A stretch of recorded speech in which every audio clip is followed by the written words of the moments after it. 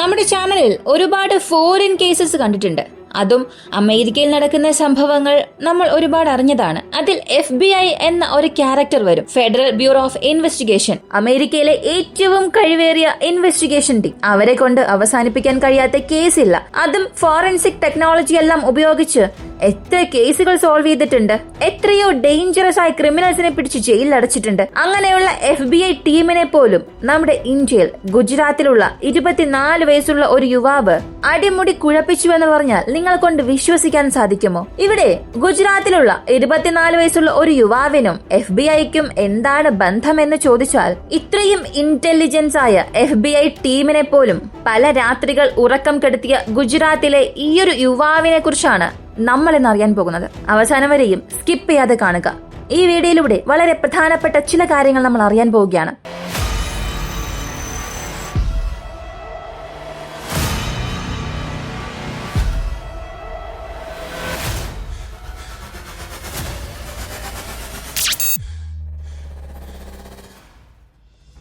ഗുജറാത്ത് സ്റ്റേറ്റിലെ വിരാംഗം എന്ന സ്ഥലം, അവിടെയുള്ള പാസ്പോർട്ട് ഓഫീസിൽ ഭദ്രേഷ് കുമാർ എന്ന 24 വയസ്സുള്ള യുവാവ് ജോലി ചെയ്യുകയാണ്. അവൻ ജനിച്ചതും വളർന്നതും എല്ലാം ഗുജറാത്തിലാണ്. വിദ്യാഭ്യാസം കഴിഞ്ഞ് ജോലിയൊക്കെ കിട്ടിയതിനു ശേഷം അച്ഛനും അമ്മയും മകന് വിവാഹം നടത്തി കൊടുക്കാൻ ചിന്തിക്കുന്നു. ആ സമയമായിരുന്നു അതേ ഗുജറാത്തിലുള്ള 21 വയസ്സുള്ള പാലക് പട്ടേൽ എന്ന യുവതിയെക്കുറിച്ച് അറിയുന്നത്.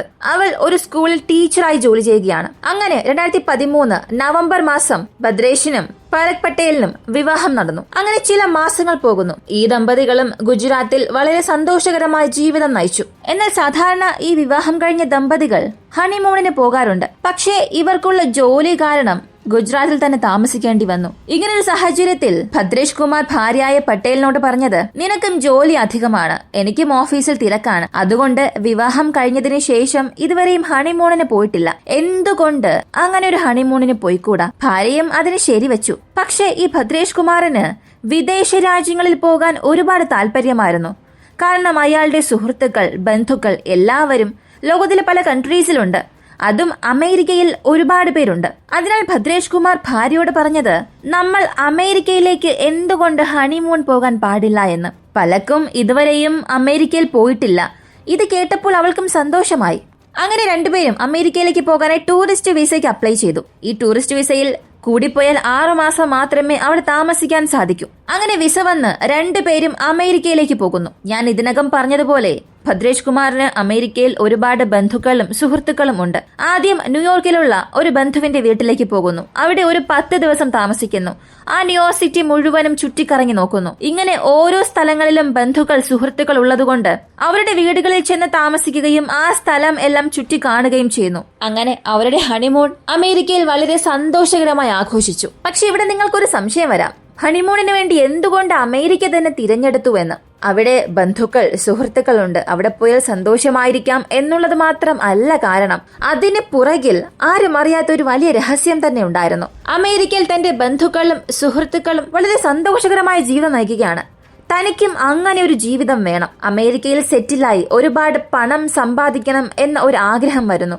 അതുകൊണ്ട് ഹണിമൂൺ എന്ന പേരിൽ ഒരു 6 മാസത്തെ വിസ എടുത്ത് അമേരിക്കയ്ക്കുള്ളിലേക്ക് വരും. പിന്നീട് ഇല്ലീഗലായി എന്തെങ്കിലും ജോലി നോക്കി അവിടെ തന്നെ ഇല്ലീഗലായി വിസയില്ലാതെ സെറ്റിലാകാം എന്ന ഒരു ചിന്തയായിരുന്നു അവനുണ്ടായിരുന്നത്. ഇതുപോലെ ഇന്ത്യയിൽ നിന്നല്ല, മറ്റൊരുപാട് രാജ്യങ്ങളിൽ നിന്നും ഇല്ലീഗലായി അമേരിക്കയിൽ വന്ന് സെറ്റിൽ ആയിട്ടുണ്ട്. അതുകൊണ്ടാണ് ഇപ്പൊ പുതുതായി പ്രസിഡന്റായി തിരഞ്ഞെടുക്കപ്പെട്ട ഡൊണാൾഡ് ട്രംപ് ഓരോരുത്തരെയായി കണ്ടുപിടിച്ച് അവരവരുടെ രാജ്യങ്ങളിലേക്ക് തന്നെ തിരികെ അയക്കുന്നത്. ഇവിടെ ഇദ്ദേഹത്തിന്റെ പദ്ധതിയും ഇത് തന്നെയാണ്. 6 മാസം അവസാനിക്കുന്നതിനുള്ളിൽ ഒരു ജോലി വാങ്ങണം, ഇവിടെ തന്നെ സെറ്റിൽ ആവുകയും ചെയ്യുക.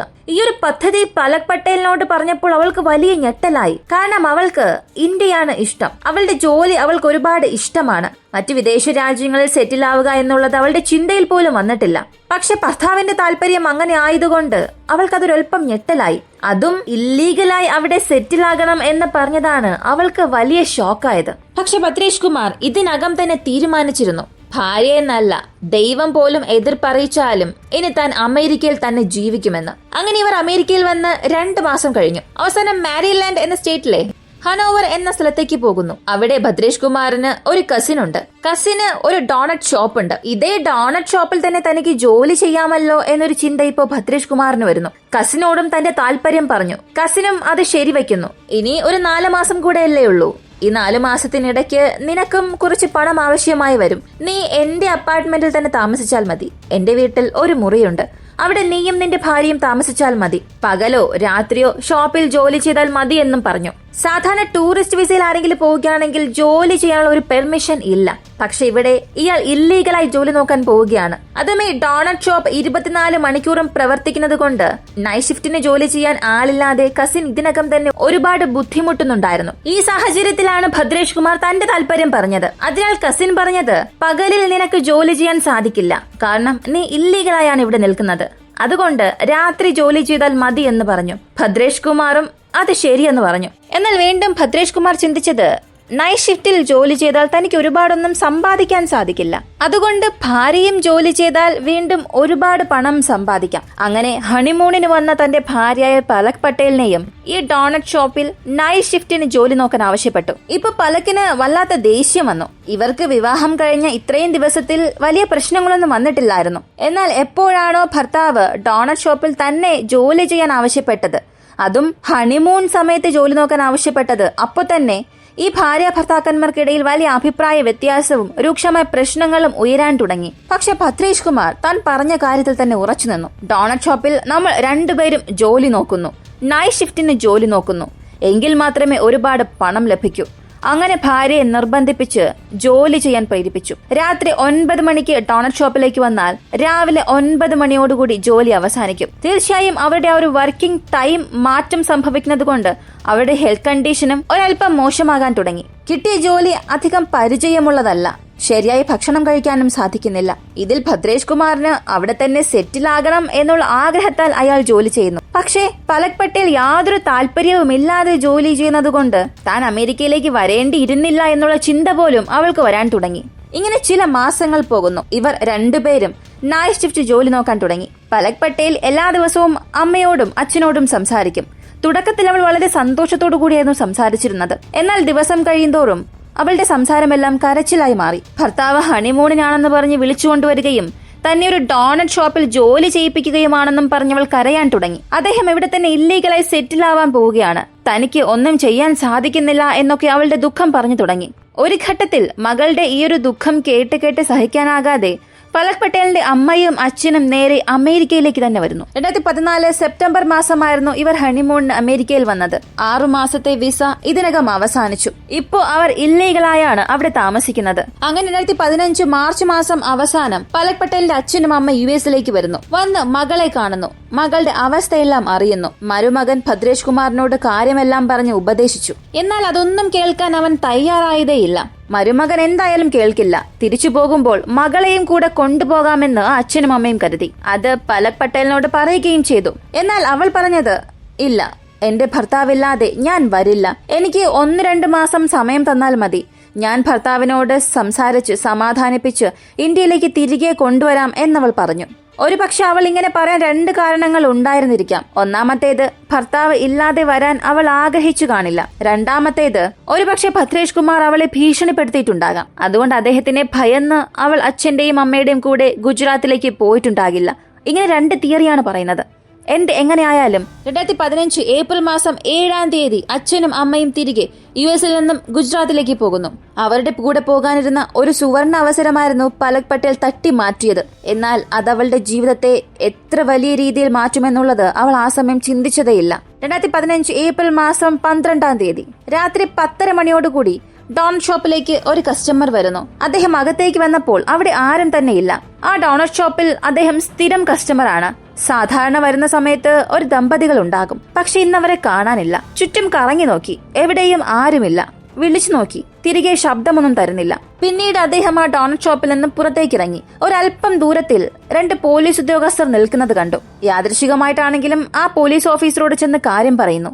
ഞാൻ ഈ ഡോണറ്റ് ഷോപ്പിൽ എല്ലാ ദിവസവും വരാറുള്ളതാണ്. അവിടെ ഒരു ദമ്പതികൾ ഉണ്ടാകും. പക്ഷെ ഇന്നവരെ ആരെയും കാണുന്നില്ല. എനിക്കെന്തോ വ്യത്യസ്തമായി തോന്നുകയാണ്. ഒന്ന് അകത്തേക്ക് ചെന്ന് നോക്കാമോ എന്ന് അവരോട് ആവശ്യപ്പെട്ടു. അങ്ങനെ ആ പോലീസുകാരനും ഡോണറ്റ് ഷോപ്പിനുള്ളിലേക്ക് പോയി ആരെങ്കിലും ഉണ്ടോ എന്ന് വിളിച്ചു നോക്കുന്നു. ആരും വിളി കേൾക്കുന്നില്ല. അങ്ങനെ അടുക്കളയിലേക്ക് പോയി നോക്കി. അടുക്കളയിലും ആരും തന്നെ ഇല്ല. ഈ ഡോണറ്റ് ഷോപ്പിന്റെ റിസപ്ഷൻ, അതിനുശേഷം കിച്ചൺ, അതിനടുത്തായി ഒരു സ്റ്റോർ റൂം ഉണ്ട്. ആ സ്റ്റോർ റൂമിന്റെ വാതിൽ തുറന്ന നിലയിലായിരുന്നു ഉണ്ടായിരുന്നത്. പോലീസ് അതിനകത്തേക്ക് പോയി നോക്കിയപ്പോൾ അദ്ദേഹത്തിന് അത് വലിയ ഞെട്ടലുണ്ടാക്കി. അവിടെ ഒരു പെൺകുട്ടിയുടെ ഡെഡ് ബോഡി കിടക്കുകയാണ്. രക്തം വാർന്നു കിടക്കുന്നുണ്ട്. പല തവണ കത്തി കൊണ്ട് കുത്തപ്പെട്ട അവസ്ഥയിലായിരുന്നു അത് കാണപ്പെട്ടത്. ഉടൻ തന്നെ പോലീസ് ഓഫീസർ, പാരാമെഡിക് ടീം, വീണ്ടും ബാക്കപ്പിന് വേണ്ടി ഒരുപാട് പോലീസുകാർ അവിടെ എത്തുന്നു. അടുത്ത 10 മിനിറ്റിൽ ആ ഡോണറ്റ് ഷോപ്പിലേക്ക് വന്ന പാരാമെഡിക് ടീം ആ സ്റ്റോർ റൂമിൽ മരിച്ചു കിടക്കുന്ന പെൺകുട്ടിയെ കാണുന്നു. അവൾ മരിച്ചു ചില മണിക്കൂറായെന്നും പറയുന്നു. അവളുടെ പേഴ്സ് അവിടെ തന്നെ ഉണ്ടായിരുന്നു. അതെടുത്ത് നോക്കിയപ്പോൾ ആ മരിച്ച പെൺകുട്ടി മറ്റാരുമായിരുന്നില്ല, പലക് പട്ടേലാണെന്ന് മനസ്സിലായി. ഉടനെ അവളുടെ ബോഡി പോസ്റ്റ്മോർട്ടം ചെയ്യാൻ അയച്ചു. ഡോണറ്റ് ഷോപ്പിന്റെ ഓണറിനെ വിളിക്കുന്നു. അദ്ദേഹത്തെ ചോദ്യം ചെയ്യാൻ തുടങ്ങി. ഈ ഡോണറ്റ് ഷോപ്പിൽ ആരാണ് ജോലി ചെയ്തത് എന്ന്. ഭദ്രേഷ് കുമാർ, ഭാര്യ പലക് പട്ടേൽ, ഇവരായിരുന്നു ജോലി ചെയ്തത് എന്ന് ഓണർ പറഞ്ഞു. ഇതിൽ പലക് പട്ടേൽ മരിച്ചു. ബാക്കിയുള്ളത് ഭദ്രേഷ് കുമാറാണ്. അയാൾ എവിടെ പോയി എന്നറിയില്ല. ഉടൻ പോലീസ് CCTV ഫൂട്ടേജസ് പരിശോധിക്കുമ്പോൾ കൃത്യം രാത്രി 9 മണിക്ക് ഇവ രണ്ടുപേരും ഡോണറ്റ് ഷോപ്പിനുള്ളിലേക്ക് കയറിയിട്ടുണ്ട്. രാത്രി ഏകദേശം 9:32.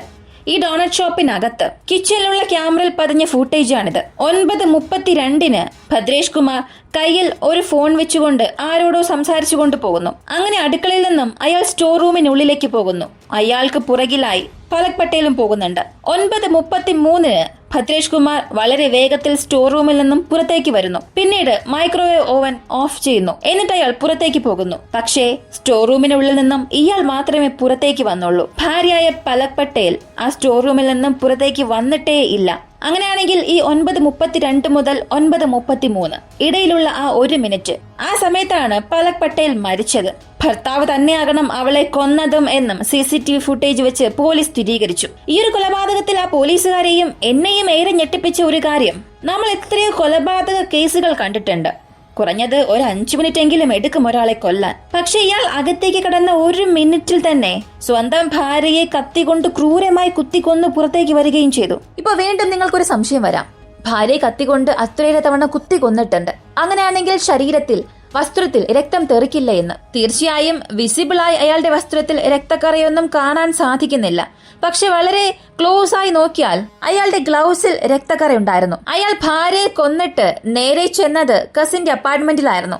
അയാളുടെ മുറിക്കുള്ളിലേക്ക് ചെന്ന് രക്തക്കറയുള്ള ഗ്ലൗസും വസ്ത്രവും ഷൂസും എല്ലാം ഊരിമാറ്റി. മറ്റു വസ്ത്രം ധരിച്ച് തന്റെ വസ്തുക്കൾ എല്ലാം എടുത്തുകൊണ്ട് കസിൻ പോലും അറിയാതെ കണ്ണടച്ചു തുറക്കുന്ന സമയത്തിനുള്ളിൽ അയാൾ അവിടെ നിന്നും രക്ഷപ്പെടുകയും ചെയ്തു. പോലീസ് ഇത് കൺഫേം ചെയ്യാനായി ആ കസിന്റെ അപ്പാർട്ട്മെന്റിനുള്ളിലേക്ക് ചെന്നു. അവർ താമസിച്ച മുറിക്കുള്ളിൽ ചെന്ന് അയാൾ മാറ്റിയിട്ട രക്തക്കറയുള്ള വസ്ത്രവും ഷൂസും എല്ലാം കണ്ടെത്തി. അടുത്ത് ഭദ്രേഷ് കുമാറിനെ അമേരിക്കൻ പോലീസ് തിരയുകയാണ്.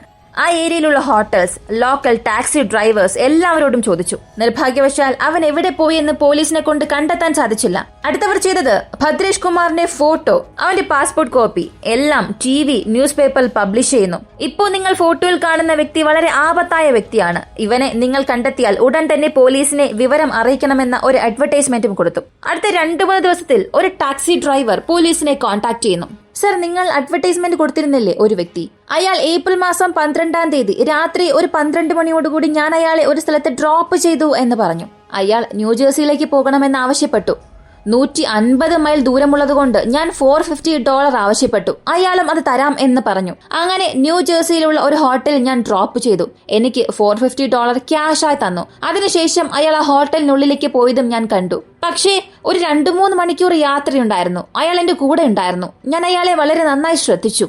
അയാൾ കാഷ്വൽ ആയിരുന്നു, വളരെ സന്തോഷവാനായിരുന്നു. അയാളുടെ സംസാരത്തിലും പ്രവൃത്തിയിലും യാതൊരു സംശയവും എനിക്ക് തോന്നിയില്ല. നിങ്ങൾ പറയുന്നത് വെച്ച് നോക്കിയാൽ ഒരു കൊലപാതകം ചെയ്തിട്ട് രക്ഷപ്പെട്ടു പോയ വ്യക്തിയെ പോലെ എനിക്ക് തോന്നിയതേ ഇല്ല എന്ന് പറഞ്ഞു. പോലീസും ഈ ടാക്സി ഡ്രൈവർ പറഞ്ഞ ഹോട്ടലിനുള്ളിലേക്ക് പോകുന്നു. അവിടെയുള്ള CCTV ഫൂട്ടേജസ് പരിശോധിച്ചു. ഈ ടാക്സി ഡ്രൈവർ പറഞ്ഞതെല്ലാം സത്യമാണെന്ന് മനസ്സിലായി. രാത്രി ചെക്ക് ഇൻ ചെയ്ത അയാൾ രാവിലെ ആ ഹോട്ടലിൽ നിന്നും തിരികെ പോയി. ആ ഹോട്ടൽ താമസിച്ചതിന് $150 ക്യാഷായി പേ ചെയ്തിട്ടുണ്ട്. ഹോട്ടൽ ഒഫീഷ്യൽസിനോട് അവൻ എവിടെ പോയി എന്ന് ചോദിച്ചപ്പോൾ ഞങ്ങളോട് ഒരു ടാക്സി ബുക്ക് ചെയ്തു തരാൻ അയാൾ ആവശ്യപ്പെട്ടു. ഹോട്ടലിൽ നിന്നും എയർപോർട്ടിലേക്ക് പോകണം എന്നായിരുന്നു അയാൾ പറഞ്ഞത്. ഹോട്ടലിലുള്ള ഒരു ടാക്സിയിൽ തന്നെ അയാളെ ഞങ്ങൾ എയർപോർട്ടിൽ കൊണ്ടാക്കി എന്നും പറഞ്ഞു. അപ്പോഴാണ് ഈ കേസ് ഹാൻഡിൽ ചെയ്യുന്ന FBI-ക്ക് മനസ്സിലായത് അവൻ ഒരുപക്ഷെ ഇന്ത്യയിലേക്കോ മറ്റേതെങ്കിലും രാജ്യത്തേക്കോ രക്ഷപ്പെട്ടു പോയിട്ടുണ്ടാകും. എങ്ങനെയായാലും ഒരു നോ ഫ്ലൈ ലിസ്റ്റ് കൊടുക്കുന്നു. അതായത് ഒരു ക്രിമിനലിനെ പോലീസ് ഐഡന്റിഫൈ ചെയ്തിട്ടുണ്ടെങ്കിൽ അവൻ മറ്റ് ഏത് രാജ്യത്തിലേക്കും പോകാൻ പാടില്ല എന്നതിനു വേണ്ടി അവന്റെ പാസ്പോർട്ട് ബ്ലോക്ക് ചെയ്യും. അവന് പിന്നെ അമേരിക്കയിൽ നിന്ന് മറ്റെവിടേക്കും പോകാൻ സാധിക്കില്ല. എന്നാൽ FBI ഈ നോ ഫ്ലൈ ലിസ്റ്റിൽ ഭദ്രേഷ് കുമാറിനെ ആഡ് ചെയ്തത് ഏപ്രിൽ മാസം 20 തീയതിയായിരുന്നു. എന്നാൽ കൊലപാതകം നടന്നത് ഏപ്രിൽ മാസം 12 ഈ ഇടയിലുള്ള 8 ദിവസം ഭദ്രേഷ് കുമാർ ഒരുപക്ഷെ മറ്റെവിടെയെങ്കിലും രക്ഷപ്പെട്ടു പോയിരിക്കാനുള്ള സാധ്യതയുമുണ്ട്. വീണ്ടും FBI അമേരിക്ക മുഴുവനും ഭദ്രേഷ് കുമാറിന് വലവേശി തിരയാൻ തുടങ്ങി. $2,80,000 റിവാർഡും അറിയിച്ചു. എന്നാൽ എത്ര ശ്രമിച്ചിട്ടും FBI കൊണ്ട് അവനെ കണ്ടെത്താനേ സാധിച്ചില്ല. ഇങ്ങനെ 4 വർഷം പോയി. 2018 FBI അവരുടെ ഡേറ്റാബേസിൽ മോസ്റ്റ് വാണ്ടഡ് ക്രിമിനൽ ലിസ്റ്റിൽ 10 വളരെ പ്രധാനപ്പെട്ട ക്രിമിനൽസിനെ ആഡ് ചെയ്തു. അതിൽ ഈ ഭദ്രേഷ് കുമാർ ആയിരുന്നു ആദ്യത്തെ വ്യക്തി. അപ്പോഴും FBI ഒരു അനൗൺസ് കൊടുത്തു, ഞങ്ങൾ ഇവനെ തിരയുകയാണ്. ഇവനെക്കുറിച്ച് ആര് എന്ത് വിവരം ലഭിച്ചാലും പറയണം, നിങ്ങൾക്ക് റിവാർഡ് ലഭിക്കുമെന്നും പറഞ്ഞു. എന്നാൽ എത്ര തിരഞ്ഞിട്ടും ഈ 2025 ഈ മാസം വരെയും ഈ ഒരു സെക്കൻഡ് വരെയും അമേരിക്കൻ FBI കൊണ്ട് ഈ ഗുജറാത്തിലെ 24 വയസ്സുള്ള ഭദ്രേഷ് കുമാർ എന്ന യുവാവിനെ കണ്ടെത്താനേ സാധിച്ചിട്ടില്ല. ഈ കേസ് അവസാനിക്കുമ്പോൾ എല്ലാവർക്കും ഒരു സംശയം വരാം, എന്തിനു വേണ്ടിയാണ് ഭദ്രേഷ് കുമാർ തന്റെ ഭാര്യയെ കൊന്നത് എന്ന്. ഇതിന് പലക് പട്ടേലിന്റെ കുടുംബത്തിൽ നിന്നും ഒരു വിശദീകരണം നൽകുന്നുണ്ട്. പലക് പട്ടേലിന്റെ സഹോദരൻ തന്റെ സഹോദരിയെ തിരികെ ഇന്ത്യയിലേക്ക് കൊണ്ടുവരാനായി ടിക്കറ്റ് ബുക്ക് ചെയ്തു. ഫ്ലൈറ്റ് ടിക്കറ്റ് ബുക്ക് ചെയ്തിട്ടുണ്ട്, പെട്ടെന്ന് തന്നെ കയറി വരണമെന്നുള്ളത് സഹോദരൻ പലക് പട്ടേലിനെ വിളിച്ചറിയിക്കുകയും ചെയ്തു. പലക് പട്ടേൽ ആ കോൾ സംസാരിച്ചിട്ട് നേരെ ഭർത്താവിന്റെ കയ്യിലേക്ക് ഫോൺ കൊടുക്കുന്നു. പക്ഷേ ഭദ്രേഷ് കുമാറിന് ഇത് ഇഷ്ടപ്പെട്ടില്ല.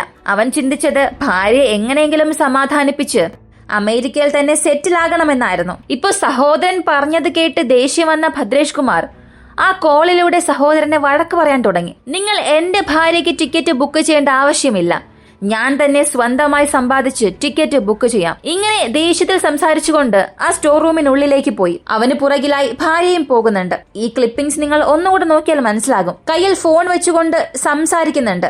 ഭദ്രേഷ് കുമാർ ഉള്ളിലേക്ക് പോകുന്നു. എന്നാൽ അടുത്ത 1 മിനിറ്റിനുള്ളിൽ സ്വന്തം ഭാര്യയെ അവൻ കൊന്നു. ഇതിപ്പോഴും വിശ്വസിക്കാനേ സാധിക്കുന്നില്ല. ഇന്നും അമേരിക്കയിൽ ഈ ഒരു കേസ് നടക്കുകയാണ്. ഇന്ന് അല്ലെങ്കിൽ എന്നെങ്കിലും അമേരിക്കൻ പോലീസ് അവനെ കണ്ടെത്തുമെന്ന് തന്നെ പ്രതീക്ഷിക്കാം. ഈ ഒരു കേസിലൂടെ എനിക്ക് തോന്നിയത്, ഒരു മനുഷ്യന് ഒബ്സഷൻ അധികമായിരുന്നാൽ, അതായത് ഒന്നിനോട് വളരെയധികം ആകൃഷ്ടനായിരുന്നാൽ എന്നായാലും അത് ആപത്തായി മാറും. അത് മണ്ണിനോടായാലും പെണ്ണിനോടായാലും. ഭദ്രേഷ് കുമാറിന് വിദേശ രാജ്യങ്ങളിലെ ജീവിതം അവന് വല്ലാത്ത ആഗ്രഹമായിരുന്നു, അതിൽ ആകൃഷ്ടനായിരുന്നു. പക്ഷേ പലരും നല്ല രീതിയിൽ അവിടെ ചെന്ന് സമ്പാദിച്ച് നന്നായി ജീവിക്കണമെന്ന് ആഗ്രഹിക്കും. പക്ഷേ ഇവൻ അതിനായി തിരഞ്ഞെടുത്ത രീതി തന്നെ വളരെ മോശമായിരുന്നു. അതുകൊണ്ട് തന്നെ തന്റെ ആഗ്രഹങ്ങൾക്ക് ഭാര്യ എതിർപ്പ് പ്രകടിപ്പിച്ചപ്പോൾ പിന്നെ ഭാര്യയാണെന്ന് പോലും അവൻ നോക്കിയില്ല. തന്റെ വഴിയിൽ ആരും തടസ്സമാകരുത് എന്ന കാരണത്താൽ ഭാര്യയെ കൊന്നു. ഒബ്സഷൻ ഈ കാര്യത്തിൽ മാത്രമല്ല, ഏത് കാര്യത്തിലായാലും എന്നും അത് ആപത്തിൽ ചെന്നേ അവസാനിക്കും. ഈ ഒരു കേസിനെ കുറിച്ചുള്ള നിങ്ങളുടെ അഭിപ്രായം എന്താണെന്നുള്ളത് കമന്റിൽ പറയുക. ഇങ്ങനെയുള്ള വീഡിയോസ് ആണ് താല്പര്യമുള്ളവരാണ് നിങ്ങളെങ്കിൽ ഇപ്പോൾ തന്നെ നമ്മുടെ ചാനൽ സബ്സ്ക്രൈബ് ചെയ്യുക. മറ്റൊരു വീഡിയോയുമായി വീണ്ടും കാണാം.